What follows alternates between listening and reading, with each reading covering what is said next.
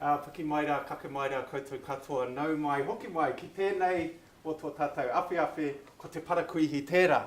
Nau mai rā, I raru I te maru o tēnei o ngā whare, nau mai rā, kawe mai rā o koutou mana, o koutou tapu, o koutou wehi. Hei aha, hei whāngai te hauora o tēnā o ngā whānau putanoi te mutu. Kia mau tonu ki te ira o te tiriti o Waitangi, nā reira, tēnā rā koutou katoa. Thank you so much for coming, making the time on a Friday morning, end of the week, and you've made the time to come and engage in this topic, te tiriti and what it means in schools and future-focused education. So we'd just like to acknowledge that you've made the time to come in and engage in this kind of topic at this time in the morning. Thank you, he pika kai, he pika taonga. When we eat, we gather and new things happen. So that's a great metaphor for this morning. I would like to acknowledge Elizabeth for opening us up this morning and welcoming you all and introducing myself and Janelle. It's a privilege to be here, and it's great to see some familiar faces and some new faces.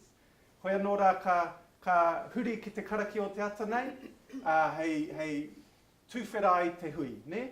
Ka pai. So we'll just go to the karakia for this morning. And mau hei tima te ua. Kia ora, maku I karakia mō tātou I tēnei rā. Me noi tātou, unuhia te pō where marama, tomo kia te ao whātu tangata, tātai ki runga, tātai ki raro, tātai ahorau, haumi e, hui e, tai ki. Kia ora tātou, morena. Ka wai, ko wai au I tū ana. I te tuatahi, ka mihi au ki aku hoa mahi no tātai ahorau ki taku hoa Alex Hotiribats, morena I hoa. Ki a koutou katoa, morena ki ngā tangata ki te epurangi, no te epurangi I tēnei rā, morena ki a koutou katoa. Ko wai au I tū ana, he uri tēnei no tainui waka, ko kari o I te maunga ko waka tō te awa, no whaingaroa ahau, engari noho ana au ki o tautahi, ko Janelle Riki-Waaka tōku ingoa, kia ora, morena. You may or may not have picked up in my kōrero that I hail in terms of whakapapa from the beautiful Raglan in the Waikato, where my father is from. My father is Māori, my mum is New Zealand Pākehā, and she has a Scottish mother. My grandmother was Scottish from the clan Mackay in Melness in Scotland, and I'm doing a little bit more learning about that, which is kind of exciting for me. I'm very proud to be part Māori, part New Zealand Pākehā, and it's important for me to acknowledge the whakapapa of both my mum and my father. I come from a beautiful, big, mixed-up, blended family. My husband, Rawiri, is Māori, and we have 5 children between us. And I was a single mum for 10 years, and then I met my husband who has 4 kids. So I'm very resilient, and I'm very good at grinning and just getting on and doing what needs to be done. Anyone who's been part of a blended family will know what an amazing gift they are, and lots of hard work, but a beautiful, amazing gift. So I'm very fortunate to have 5 beautiful children. I'm the oldest of 4 kids, 3 of whom are educators. My sister is a principal down in Canterbury, and my youngest brother is a team leader, and he works as a cross-school teacher expert in his coal. And then my other sister doesn't like children, so we're very grateful she's not a teacher. And she lives in Melbourne and has an amazing life full of eating out a lot and going to the gym, and she has beautiful eyelashes and so and nails, and so not a mum, obviously. Yeah, and that's my gorgeous family. I'm a trained primary teacher, trained bilingual teacher, and I've been with CORE now for coming up 7 years, I believe, this year. So that seems a long time, but for me it's just been 7 years of pure awesomeness, of challenge and learning, and the privilege that I get to walk alongside schools on their journey. I'm going to move on to my mete in a wee minute, but you're in for a real treat today. Both Alex and I individually are known as quite high energy, full on intense people, so it's like putting 2 firecrackers in a jar today. So you're going to walk out and go, whoa, what happened to us? But we're really excited about today, and we're really excited about this kaupapa, Te Tiriti o Waitangi and Future Focused Education, which is both close to both of our hearts. So we're looking forward to taking you on a journey for the next hour. Ngā mihi nui. Kia ora. Tēnā koe. Ko wai tēnei e tūake nei. Alex Hotere Barnes, originally from Tauranga Moana. We got any Tauranga people in the house? Yeah. What about the live stream? Come on, live stream people. We've got to remember there are people behind the camera in the ether. We'll hear from them in due course. Anyway, so I'm originally from Tauranga Moana, 5th generation Pākehā New Zealander, Irish, French, English and German. That's as far as I've gotten, but there's more, I'm sure. And so, grew up in Tauranga Moana, had the kind of interesting experience of being a product. My brother and I have a twin brother, James, and we were the product of the early kura kaupapa kohanga reo movement. So we started in kohanga reo in Tauranga, based on my father's involvement in the marae. He was doing work with young people who were no longer in school and who were looking for work opportunities. What do we call that? Vocational pathways. So he was doing work on the marae. The kohanga reo movement was starting. There was this renaissance, as it's known, around reo and tikanga. And my father was very committed to that. He had grown up in a very monolingual, monocultural family in the Wairarapa, and he saw that there were whole other parts of New Zealand society, like the various diverse Māori communities he was working in, that had a whole other way of doing things, and he wanted to raise us within that kind of context. So he was really committed to that ideal of raising us in the two worlds. So we were guinea pigs alongside all of those first generation of kura kids. So a couple of years in kohanga, then to kura kaupapa, and then bilingual education. And since that time, it's really, I've become committed to trying, as Elizabeth pointed to, trying to figure out how we can better get along in this country. And I see education as a great medium. And so I've been working in a number of settings. Just like to acknowledge some of my NZCER whānau. Had my first real beginnings as an educational researcher with NZCER a few years ago, nā reira tēnā rā koutou katoa. And I've also worked for Te Wānanga o Raukawa. I'm a kai āwhina there. Hoi anō e mihi ana ki te atiawa Ngāti Toa Rangatira. Nō rātou hoki te mano o tēnei takiwā. So I'm a kai āwhina there, and I've done work with some of the hapu of Ngāti Raukawa ki te tonga, particularly around hapu development, well-being. And as I've done this work, I've tried to understand my people a bit more. What helps us and what gets in the way of working with diverse Māori? Because just as Māori are diverse, Pākehā are diverse. And so what are the conditions needed for us to get along?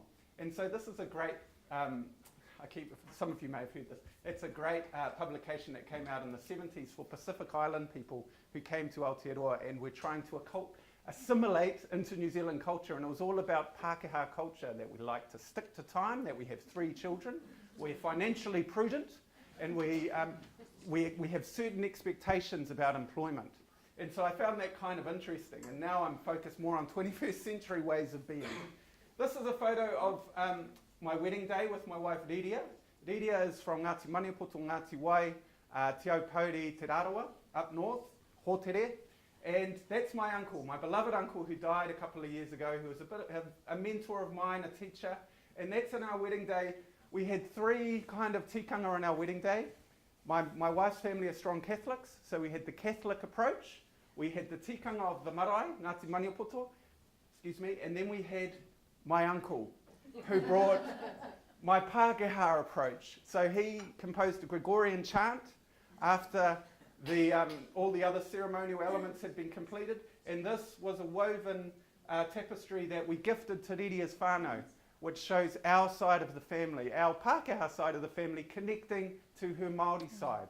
So I like this as a metaphor, multi-logic, working in various spaces to connect and get things done. Ka pai. And I just love that picture. You want my haka, but you don't want me. Tēnā tātou. Ka pai. this is just a quick overview of some of the things that we're going to look into today and dive a little, and then in the workshop we're going to dive a lot deeper, and it's going to be a slower pace, and we're going to really explore some things in depth. So we are going to go through each of the articles of the treaty, and I think it's really important to understand that there are 3 articles, and what is the difference between them is the first question. And more importantly, how do they play out, how do they live, and how do they connect to future-focused schools? How does that look today in our schools, and how can we give mana to those articles? And then we are going to look at Article 4, which was certainly new learning for me, and I'm thinking it will be for some of you today as well. And so that's a real treat to dive into what Article 4 is, and again, link that to future-focused education. And then we're going to wind up. That says 7:40, but I've been told strictly it'll be 8:30. So don't worry, 8:30 we'll wind up. Ka pai. Ka pai. If you want a conversation killer, talk about Te Tiriti or Waitangi. Oh, Alex, what do you do? Who am I talking to? Are they educationalists? All of that stuff. Oh, I work with the treaty. Oh! Nothing really seems to generate from that. With some people, not all people. Obviously, you're an interested, captivated audience. But we thought in preparing this presentation that it's really important to acknowledge the emotional and political charge around Te Tiriti or Waitangi. We'd like to acknowledge that many of you would have done work with Te Tiriti in your own lives and in your own workplaces. And so you're probably not coming here, well, we're not exactly sure, we were having this discussion, how much experience you've had. We'd like to think it's glass half full, but we're not sure. But we think it's really important when we're talking about Te Tiriti to say this is a loaded topic. We don't have all the answers, and we're what does Paulo Freire say? We're creating the road by walking it. So we're walking this road and we're figuring it out. And as Janelle said, we thought connecting Te Tiriti or Waitangi and future-focused education was a powerful medium.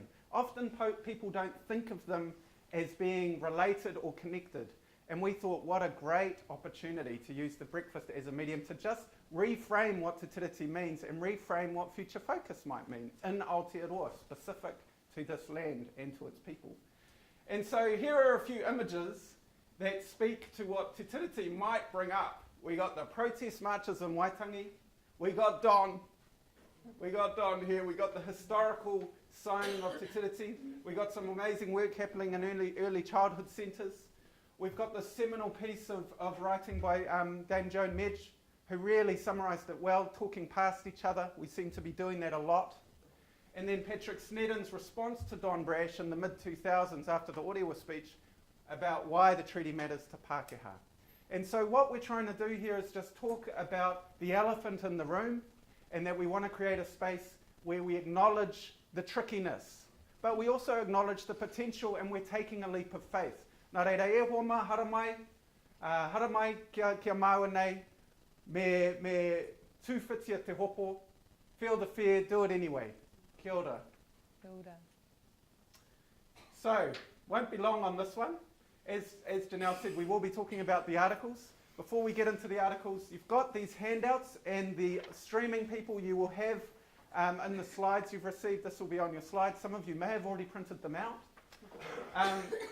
This is a very basic overview of Te Tiriti and the Te Tiriti relationships. So Te Tiriti or Waitangi is a political document. Often it's conflated with biculturalism, but actually it's a political document, it's a power-sharing document. Biculturalism is what happens when the relationship and the politics are going well. So in my situation, my dad had very good relationships with the local whānau. They had an understanding, they shared power, and what do you know, me and my brother came out speaking Te Reo Māori and English to varying degrees of fluency in both.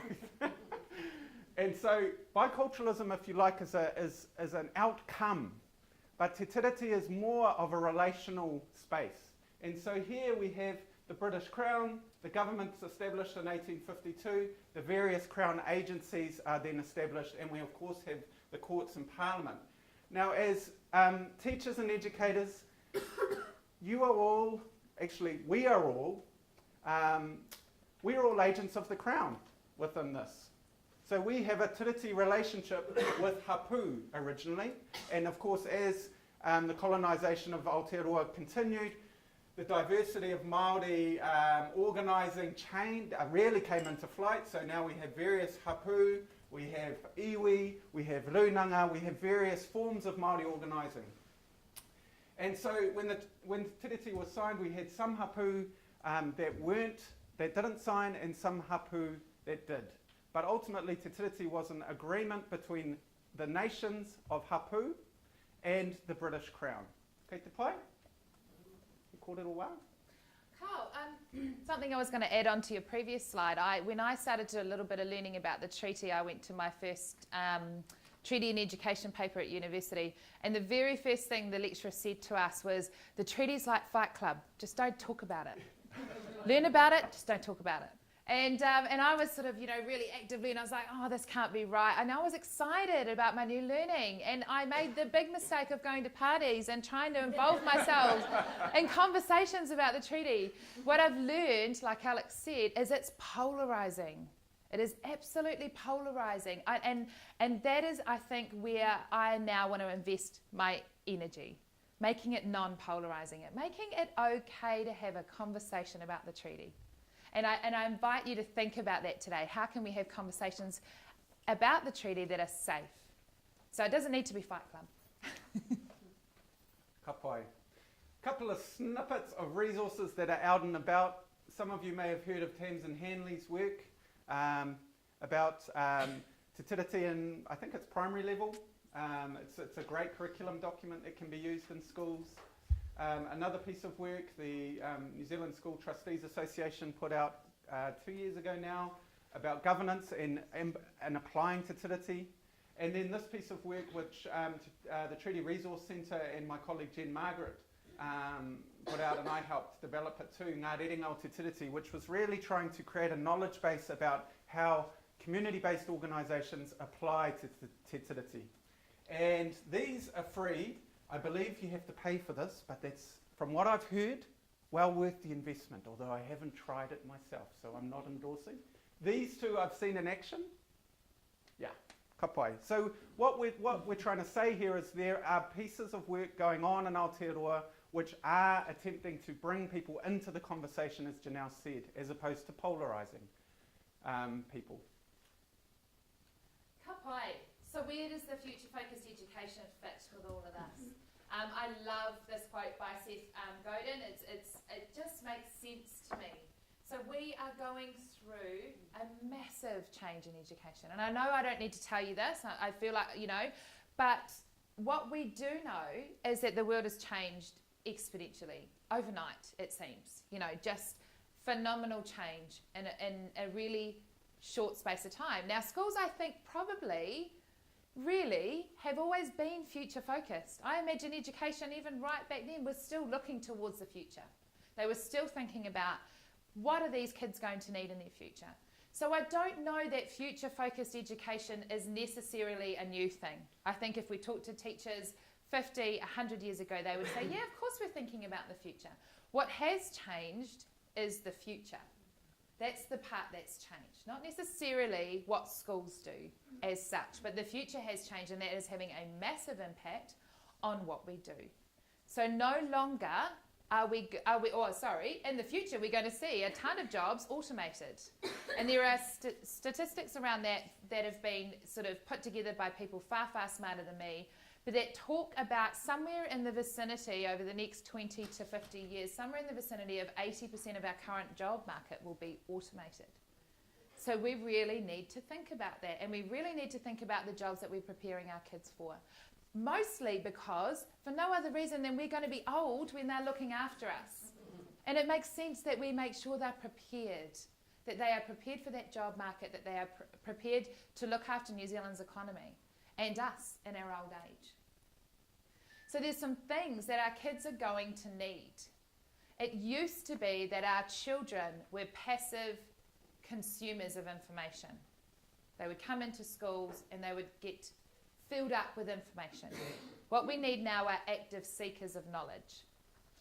We need our kids to come in and be looking for knowledge that's relevant to what they need in that moment. The right now knowledge, the just-in-time knowledge. We are seeing a shift away from knowledge-based competencies to skills-based competencies, to attributes, to emotional intelligence, to creativeness. The stuff that we're going to need in a job market that is going to be largely focused in the creative market. We need kids that are problem solvers, creative problem solvers, not passive consumers. And so we are seeing a shift from reading, writing and arithmetic to some of these awesome competencies. These are what our kids are going to need. Communication, digital literacy. That doesn't mean to say we throw out the other literacy. The other literacy is still very important. In fact, they're all one and the same thing. We need literate kids. We need kids that absolutely have numeracy skills. None of those old things are going to necessarily go, but they're going to look different, and we can't allow our kids to come in and be filled up anymore. We need to encourage them to be active knowledge seekers.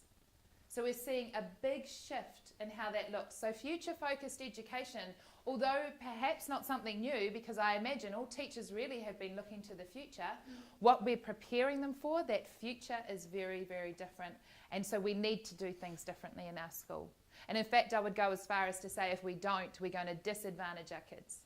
And we're going to disadvantage ourselves as society. So this is the link to that future-focused education. Ka pai. And so when we're talking about future-focused education, there's seldom the connection back to our place here in Aotearoa.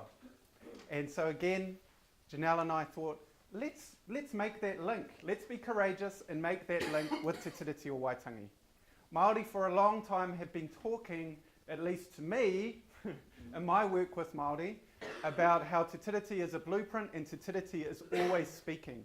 So if we're considering those points that Janelle's just talked about, what is it about those skills and competencies and dispositions that is organic and free range in Aotearoa, New Zealand? And what we're arguing is that Te Tiriti o Waitangi and the Māori text of Te Tiriti and the articles of Te Tiriti helps bridge that gap. Because Te Tiriti was formed with the future in mind. Ka pai? So now what we're going to be talking about is each article, be giving a bit of background around the history of each article, and then what that means now and for future focused education. Kei te pai? So, Article 1. Just a quick show of hands. Who has done a Tiriti workshop? I know a couple of you have. Hands up. Hands up. Whoa. Okay, not as many as I thought. I love how my assumptions get me, into problems. Anyway, okay, kei te pai. So this is going to be quite good. It's a very basic overview of Te Tiriti in the articles. So, honourable governance, ka wanatanga. Ka wanatanga is a transliteration of governance. You can't really talk about Te Tiriti o Waitangi and the articles without acknowledging the Declaration of Independence, which was signed in 1835. Now, the Declaration was the first time that rangatira, chiefs of different Māori nations, of hapu, put their hand up and told the British colony, the British establishment in England, that they wanted to establish Aotearoa as its own independent nation. And as rangatira, they had the authority to do so. So, 1835, a small number of rangatira, about 40 from up north, signed that declaration, and it was acknowledged and affirmed by the British Crown. After that time, there was a realisation that there needed to be something a bit more robust, perhaps, that covered all of Aotearoa, not just Northland, and that gave the Crown some assurance that they could settle in Aotearoa. And Māori, a lot of Māori, not all Māori, but Māori were also willing to see that settlement. Māori were benefiting from the technologies that settlers were bringing, and settlers were benefiting from the technologies that Māori had through hundreds of years of innovation here on Aotearoa. So the first article is really about setting up the government, setting up the Crown's presence in Aotearoa. But there were no particular rights over and above Māori at that time. Kei te pai, so Māori could maintain their rights as Māori, well in that time it wasn't Māori, as individual hapu, and the Crown had its own set of rights based on English law. Kei te pai? So how does this look in education? And for me, I've underlined that word honourable because I think that makes a really big difference to the word governance, doesn't it, when you put honourable on the front of it? Because if you are honourably governing anyone or anything or any group of people, to my mind, you are making decisions with the people, with those that will be impacted the most by those decisions. So I'm just going to hang this out there as a big provocative question, not for you to answer, just for you to marinate on. How many decisions do we really make with our kids? Really, in terms of how things are done at school, in terms of what we learn and how we learn. Are we really honourably governing our schools? And where is Māori in this conversation? How are they able to be part of this conversation? So just marinate on that question because it is a provocative one. So what does that actually look like in practice inside schools? So if we start over here, shared leadership models. We are starting to see a little bit of shared leadership models in schools. We're starting to see some schools do away with principal, 2 DPs, group of team leaders. We're starting to see a much more flattened, wide leadership model in our schools. Distributed leadership, leadership based on partnership. This is what honourable governance, kawanatanga, looks like in future-focused education. Partnership models of leadership. Universal design for learning. Universal design for learning is about how we do stuff, how our kids are able to access learning, how our kids are able to develop their own pathways through learning. It's about equity. It's about equitable access to learning. It's about kids who need an on-ramp to learning getting that on-ramp. Communication. Communication that is absolutely transparent. That is to everybody who is considered an interested party or a stakeholder in our school. Transparent communication. I'm just going to be honest and say there's still far too much in the bubble of let's not tell anybody about this, decisions made in the staff room behind closed doors. Still far too much of that going on. If we're really in a partnership model, we need to take some of those conversations past the rooms of the staff room doors.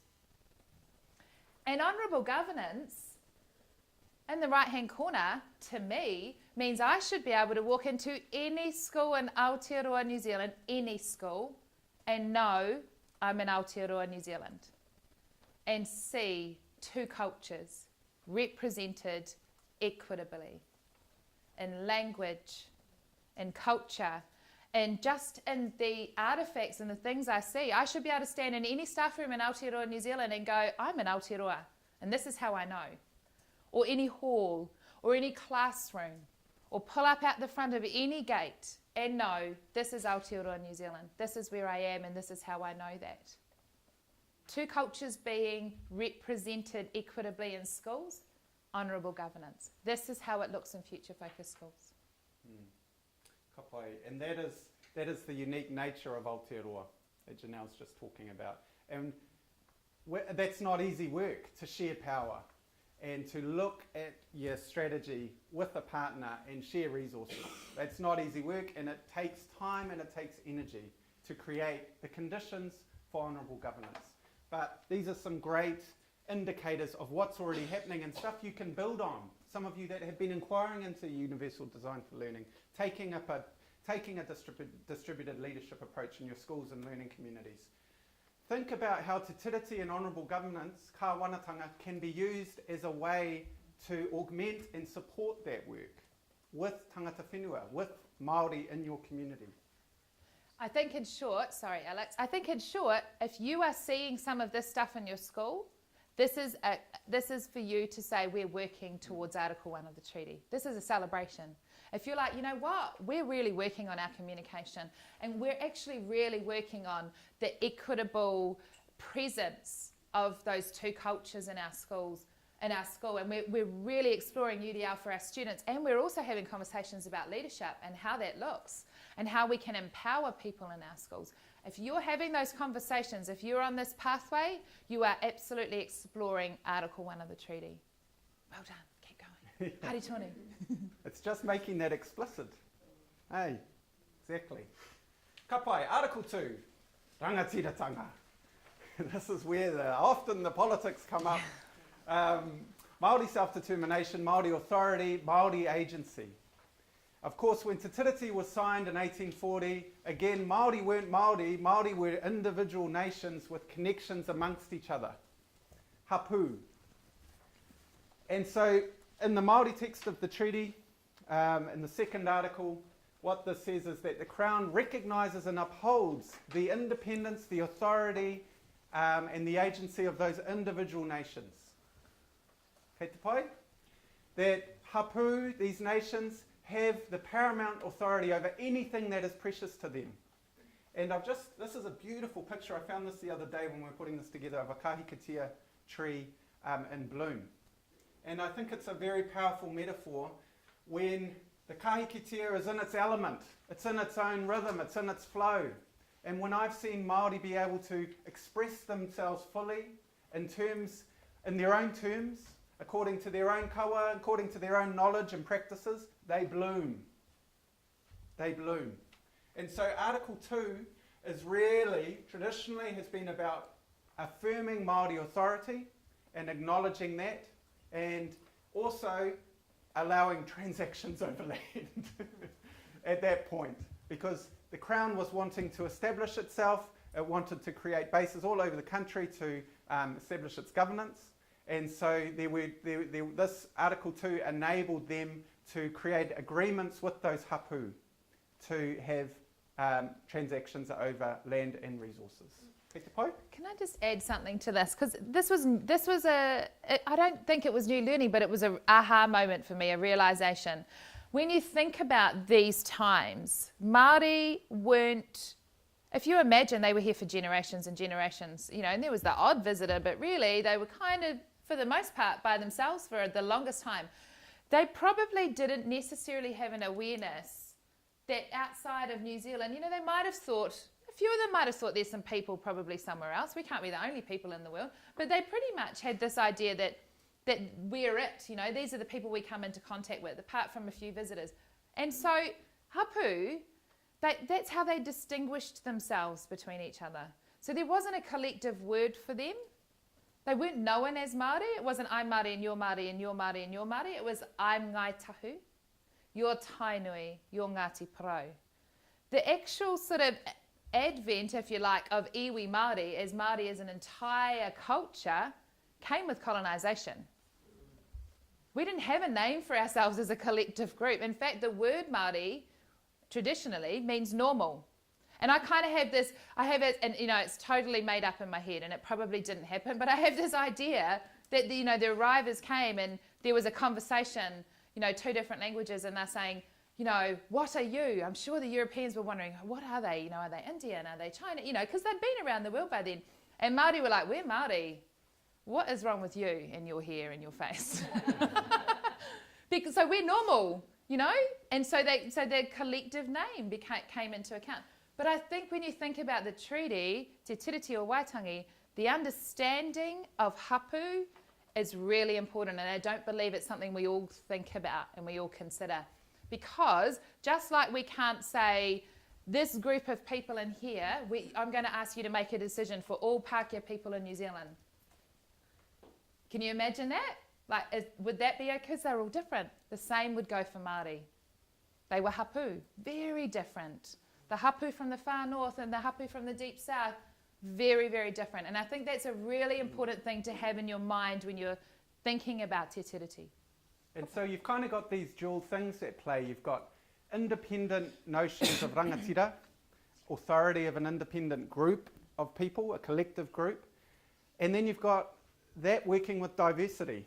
So how do you maintain your own sense of purpose and your own identity when there's a diverse group of others? And so Article 2 is really about saying you can be who you are, and kei te pai tērā, mau tonu. Ka pai. So how does this look in future focus education? What are you already doing in your awesome schools that gives mana to Article 2, rangatiratanga of Te Tiriti o Waitangi? If you are on a journey where your kids are leading their own learning, they have agency, that is asserting their rangatiratanga. If student-directed learning, kids making decisions about how they learn, when they learn and what they learn, self-discovery, that is asserting their rangatiratanga, their mana. If you are creating physical spaces in your school where your kids can choose how they want to learn, that are flexible, that are inviting and engaging, that are about the needs of individual kids as well as the collective, then you are asserting spaces with rangatiratanga, with agency, that create and grow agency. If you're exploring things like passion-based learning, passion hour, any kind of those, there's tons of them, any kinds of those learning models where kids are starting to identify what they love, what they're passionate about, and then they're going off and exploring it, again, opening the door for kids to assert their rangatiratanga. The flipped classroom, giving kids access to learning anytime, anywhere. Taking the secret of learning, the secretiveness. I was a classic for this. I would even tell my kids it was a secret. Oh man, can't wait for you guys to see what we're going to do in Term 3 topic. Ooh, it's going to be awesome. I'm not going to tell you in case you go off and learn it too quick. That would be terrible. What would I do? But let's take the secrecy of learning. Why can't we tell the kids what we hope that they are going to learn in the next 12 months? And actually there's that lovely saying about what's the stuff that we can't leave to chance? What's the explicit learning our kids need? And then everything else can be based on passion and the stuff they're engaged in and where they want to go with their learning. So the flipped classroom's great for that. It's access. It's giving our kids agency in their learning. And ako, the concept of ako, kids in schools that are leading the learning of others is an assertion of rangatiratanga, of mana. If they are able to lead and support the learning of others, if they get to jump in and out of teacher-learner role, and actually if we put ourselves as teachers in learner role from our kids, then this is ako in practice.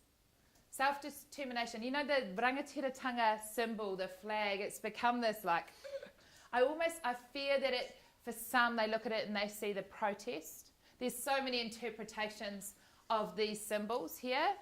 One that I really like, and this is one, because there are many.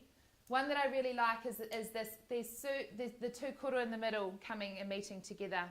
But the black gets to stay black and the red gets to stay red.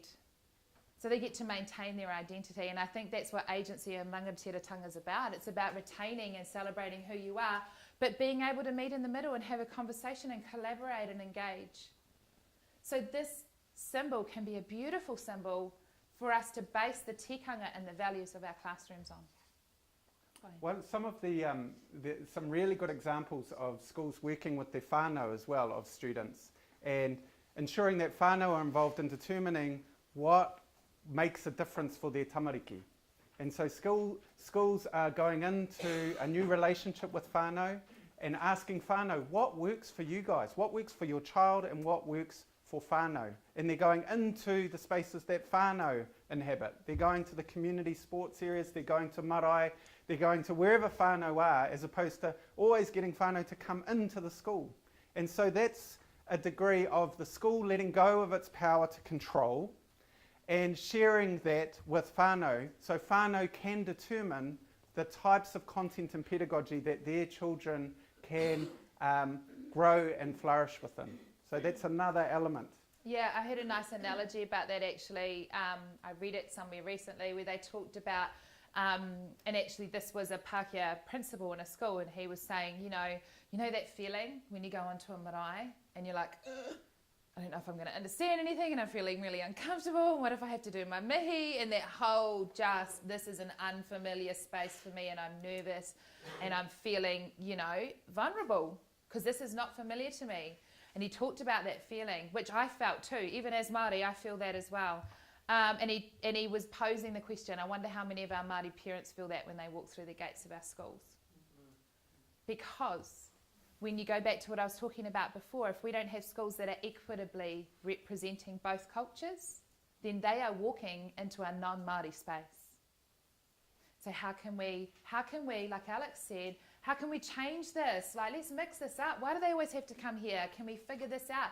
Can we have our hui, our whānau hui, or even our student-led conferences somewhere else? Why not have them on the marae? Wow, how cool would that be? For everybody, actually. What a beautiful learning experience for everybody. And we've inherited a system that hasn't worked in that way, so we're creating change. We've inherited a 19th century system that is very transactional. And so we're trying to create a new space. And that means sharing power. And we're up for the challenge because we've got some great clues along the way. Research, practice, examples of practice happening. That example there of the principle. It's exciting stuff. It is. Kia mau ki ngā taonga katoa o a tātou tūpuna, kia ū ki tō tātou māoritanga. Basically says, hold close to you, cherish the taonga of our ancestors, what they have passed down to us, language, tikanga, all of that beautiful knowledge. Kia ū ki tō tātou māoritanga. Hold close and steadfast to you your Māoritanga. Beautiful. If you are focusing, developing, exploring as many opportunities as you can for Māori students to be successful as Māori, that is the heart of Article 2, rangatiratanga. Māori students achieving educational success as Māori looks like Māori kids being Māori and everybody celebrating. That's what it looks like. That's what it feels like. It feels like the value placed on being Māori. I can't wait till we get to a day, and some people say this to me already, which is hugely exciting, where everybody's really, really wants to be Māori. It's like the new cool thing. Like, man, I wish I was Māori. And in fact, I saw a teacher on a Facebook post the other day saying her daughter cried when she realised she wasn't Māori. She was like, what do you mean? I was like, just don't tell her. But she was devastated. She felt this beautiful connection to the language and the culture. And what I translate that as, she's Kiwi. She's Kiwi. She connects to it because this is Aotearoa. And the people in her life and her school have done a really good job of making her feel like she probably is Māori. That's cool. So Māori achieving success as Māori, where does that live? In terms of, it lives all through the treaty, but it sits really nicely in this rangatiratanga in Article 2. And I'm often asked, geez, Alex, why do you want to be a Māori? I'm like, actually, it's a bit different to what Janelle was saying, but I don't want to be Māori.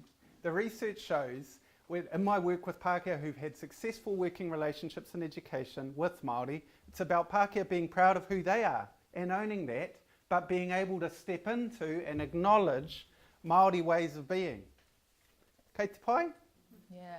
So again, you've kind of got this, and that situation with that young person growing up in a strong Māori community, many people in tauranga say, you're not Pākehā, you're Ngāti Pūkenga. And I'm like, yeah, I get that, but I still am Pākehā.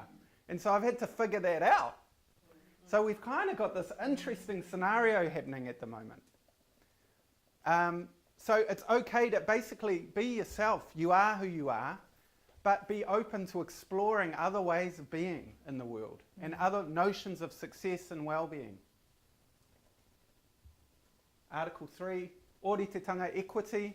Janelle's already picked up on quite a few points around equity already, so I don't think we have to, well, I don't have to speak too much. I'm going to hand over to Janelle. But basically, if we go back to the history of te tiriti and equity, what it meant in the Māori version of te tiriti, Māori have the same rights as British people. This is citizenship. The same rights as British citizens, but Māori could maintain their own tikanga, their own ways of being, in their own hapu. So they got the best of both worlds. And the British could settle and also receive the benefits that they received in the homeland.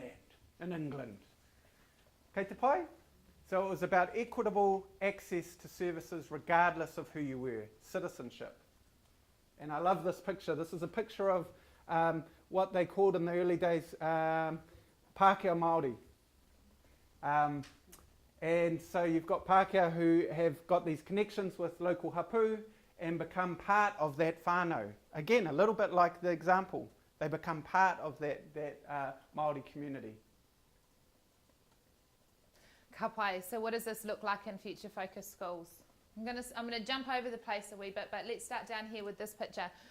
One of my new sort of, things that I'm exploring with schools at the moment, and I'm I guess encouraging them to do, is to redefine what success is in their schools, and to take a much wider view, a bigger lens, a longer bridge, because I do believe for a long time we have communicated, even if it wasn't intentional, but as a profession we've communicated this is what success is.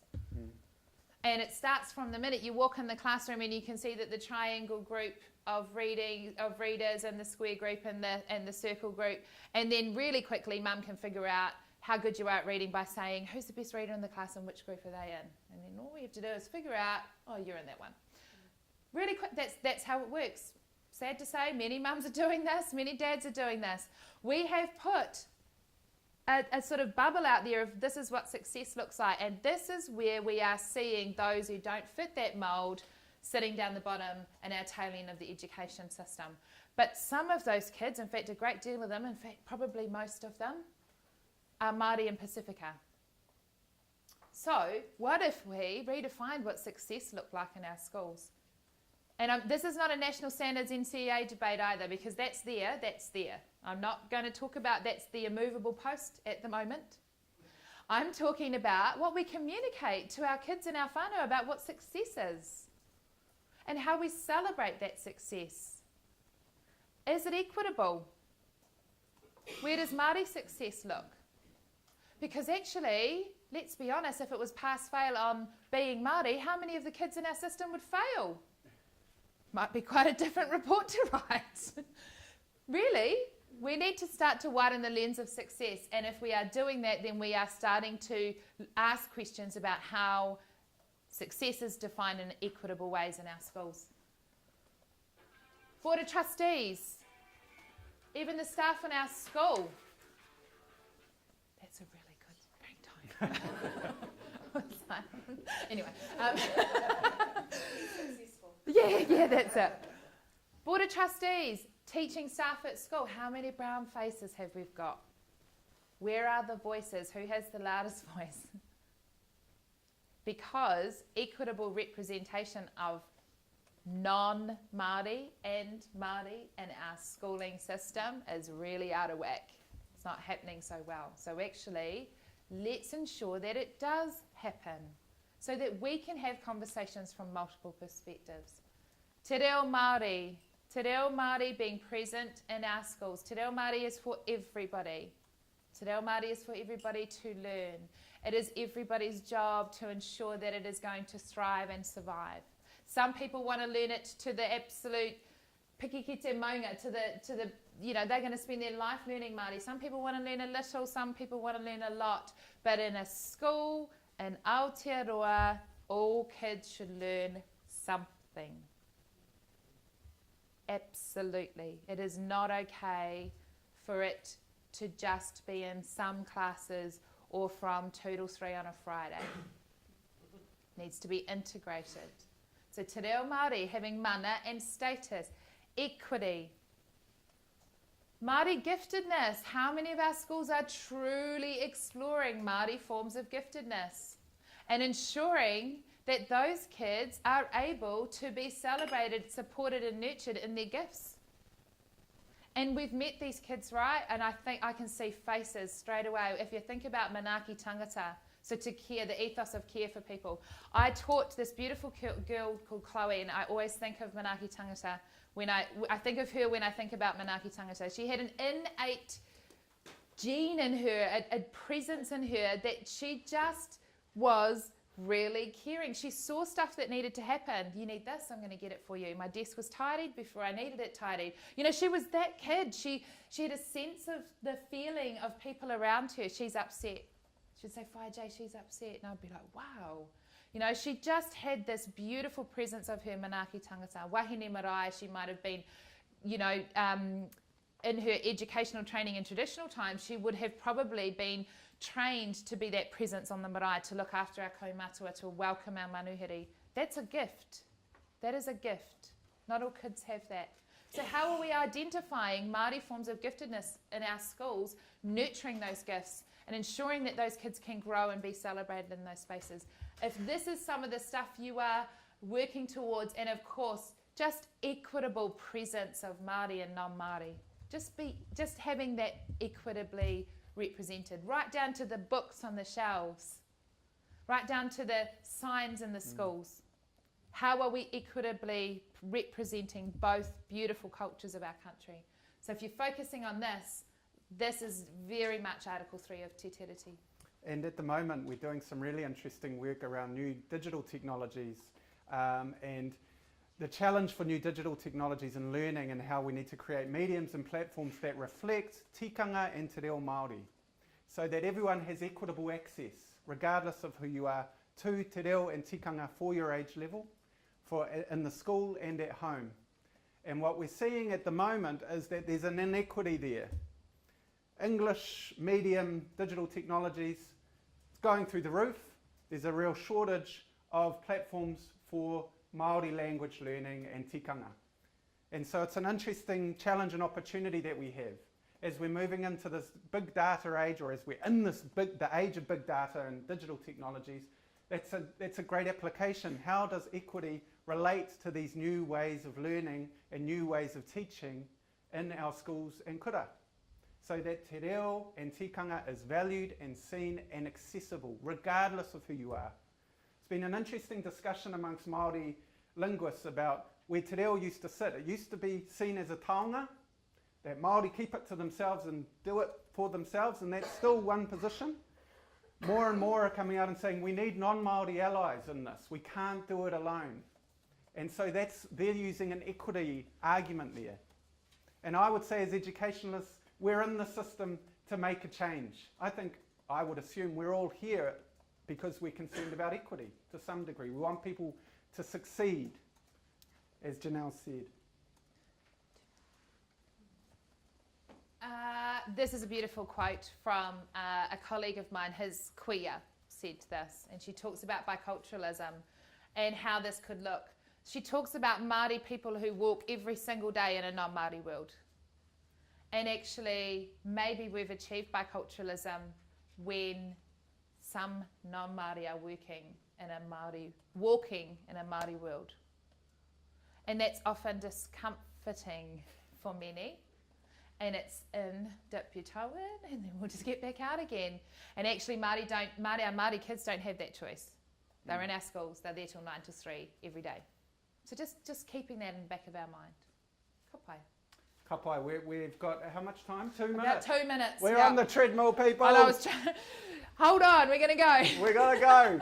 Giving it up to our web listeners and watchers as well. We know you're there. Article 4, the spoken promise, as Janelle said, most people don't know that there's a fourth article with Te Tiriti. The fourth article isn't well known because it was the spoken article. It was talked about on the grounds of Te Tiriti or Waitangi up there at Te Ti. And so it's about the spiritual beliefs and protecting the spiritual beliefs and practices of the diverse Māori that are in New Zealand, and also the Western faiths. And so it came up, there was a discussion at the treaty grounds between the Catholics and the Anglicans. And so there was a bit of debate between Pompelia and, can't remember the Anglican guy, but there was some debate there. And so really this was about ensuring that Māori and non-Māori can express themselves fully in their own faith. And so Māori successes Māori, kind of similar, that Māori can succeed in their own terms. Kapai? And how that might look in future-focused education, I guess it's about the active promoting, protecting and revitalising of things Māori.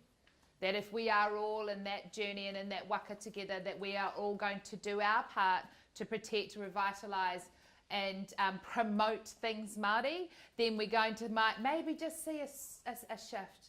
We're just trying to get to equity. It's really easy. We're just trying to get here. So yeah, that promotion. Ka pai. And we don't need to talk too much about this. Janelle's already talked about it at the beginning, but just this notion that we're moving into we are in a new era.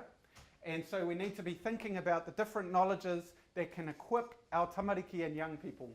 So we've got climate change, we've got this wicked problems, increasing material poverty, transport issues, environmental problems, this notion that of the old model, Janelle's talked about that, flipping the classroom around, less transactional, more transformational approaches, and the digital revolution of big data and small data. And so we need to we can look at Te Tiriti as a way to guide us through the articles. Ka pai, our key takeaways. Yeah, so I posed myself the question, what are the 2 things I'd like you to take away from today? If I could only give you 2 things, these are them. So the first is the knowledge and understanding that schools are treaty partners. Agents of the Crown, the treaty is between the Crown and Māori. As such, as agents of the Crown, schools are treaty partners. We need to take that really seriously. Schools are treaty partners. There's a structural, moral, ethical obligation to uphold the mana of the treaty. But the truth is, it is a bit scary and it's a bit old, and we've all been fishing around going, how does it look in these modern schools? I hope today when you leave, you go, that's how it looks in our modern schools. That is how we give mana to the treaty today. The second is that the Te Tiriti o Waitangi has a massive value and mana in modern educational contexts, and it can be the foundation for your next steps, for your future journey. Start with those articles. If you are making decisions, future focused decisions for your school and your transformation journey, and you start with honourable governance, rangatiratanga and oretitanga, to get all 3. If you're starting with those 3, then you're going to make good decisions. If you're starting with the articles of the treaty, it's a beautiful foundation document for change, for transformational change. That'd be my 2 takeaways. Tēnā koe. And mine, I've got 2 photos here. This is Auntie Ma Pānapa, one of the founders of Te Wānanga o Aotearoa. She passed away the other week. Huge tangi for her, and she embodied this takeaway, that she saw that Te Tiriti o Waitangi could be transformational if it was embedded in our learning systems. And so Te Wānanga o Aotearoa came about as a result of a failure of mainstream Pākehā systems failing Māori. And so Te Wānanga o Aotearoa arose out of the ashes to ensure that there were opportunities for Māori to explore their own reo and their own ways of being and learning. And so Auntie Ma Pānapa really took Te Tiriti and made it transformational through the establishment of Te Wānanga o Aotearoa. Tēnā koe mā. This is Joan MacDonald, an old school Pākehā treaty educator, mentor for many of us younger ones coming up. So this was Joan. She died last year, and she walked in these worlds often. Up north, working with Titi Whai Harawira, who can be pretty full on.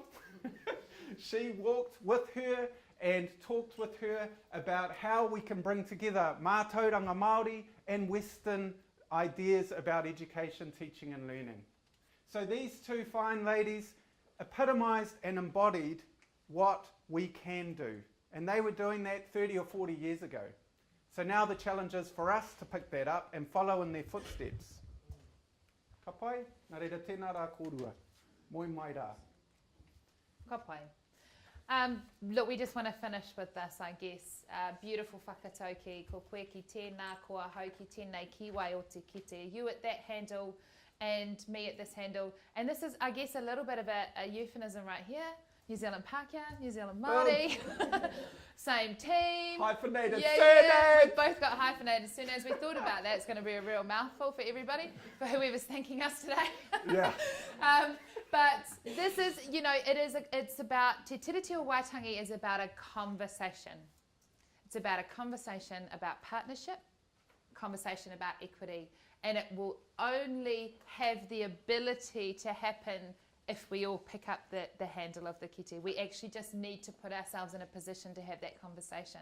So we invite you to look at your beautiful future-focused schools and working environments and consider, where does the treaty live? How do we give it heart and mana? And what is the wairua of the treaty in our educational context? And then just pick up the kite alongside your Māori whānau and your Māori kids and work towards a beautiful partnership in your kura. Nā reira, ngā mihi nui ki a koutou katoa.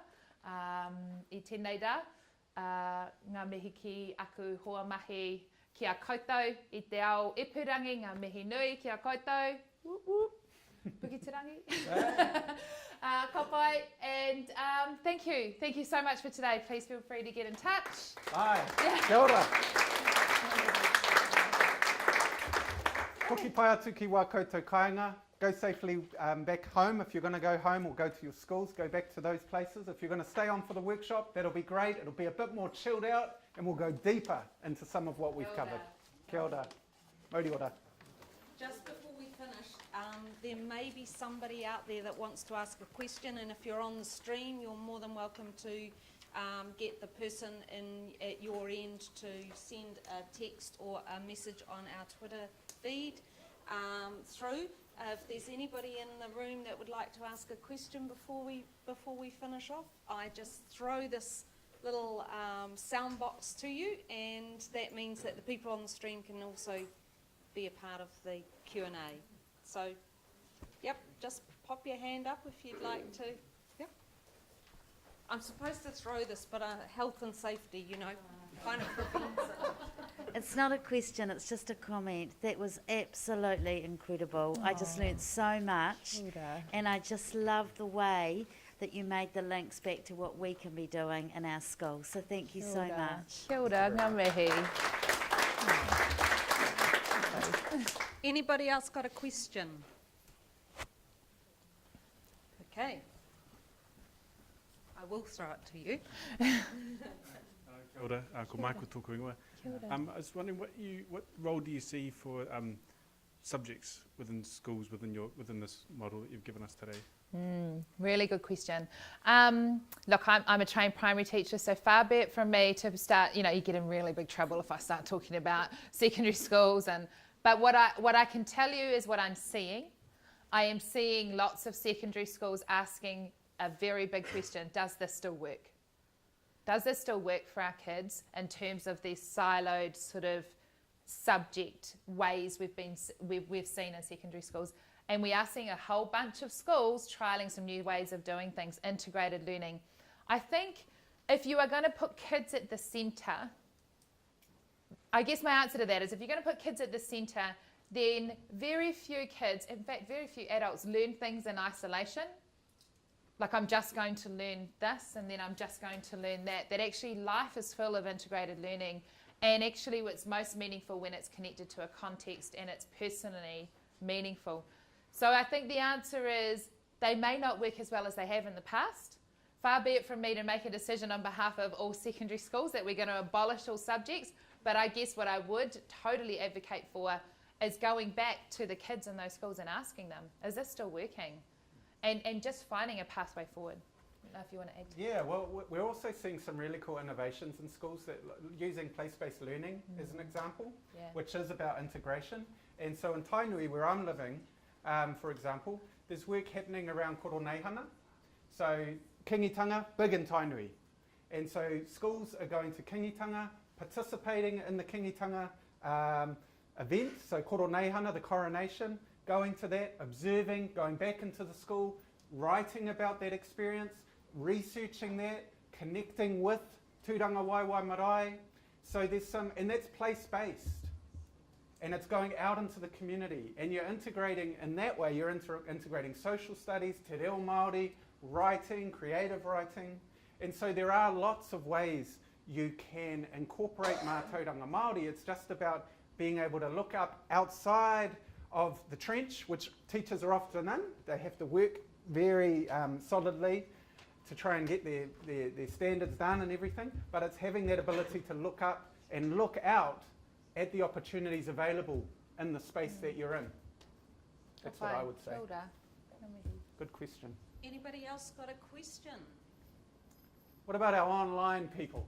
Yeah, Hey? I haven't had anything through from anybody out there. Ah, Tamako? No? Okay. All right, well look, we might just finish there, but feel free, even if you're not staying on for the workshop, to stay on and talk to Alex and Janelle. And as I said before, we will send you the slide presentation out, and with any other relevant connects that they have mentioned during their session. And also, they would both be more than happy for you to keep them posted with any questions you've got or any thoughts about what they have talked to you about today. I'm sure just from being in the background that you will go away with a very, very full kite of ideas. It was a fantastic presentation, so thank you both for coming to Waitangi and sharing with us. Thank you. If I could do a quick shameless plug. We've been working really hard, and we've developed a 20-week online Empower course through Core Education on leading culturally responsive practice in school communities. The first iteration of that is kicking off on Monday. Actually, we're really excited with a group of teachers, so it's all online. I'm facilitating that course, and we've got an entire module on the Tiriti and how that looks in schools. We are hoping to run another one in term 1. Possibly around the week 3 and 4 mark. If you're interested, there's lots of details on our core website. I was hoping we'd have a brochure, but we didn't quite get them here on time. Also, you can get in contact with me, but that is a great way if you're wanting to lead this in your school. You could have 1 or 2 people on that course that could come back to your school or COL and lead that out further. So if you want to chat about that, I'd love to chat to you about that.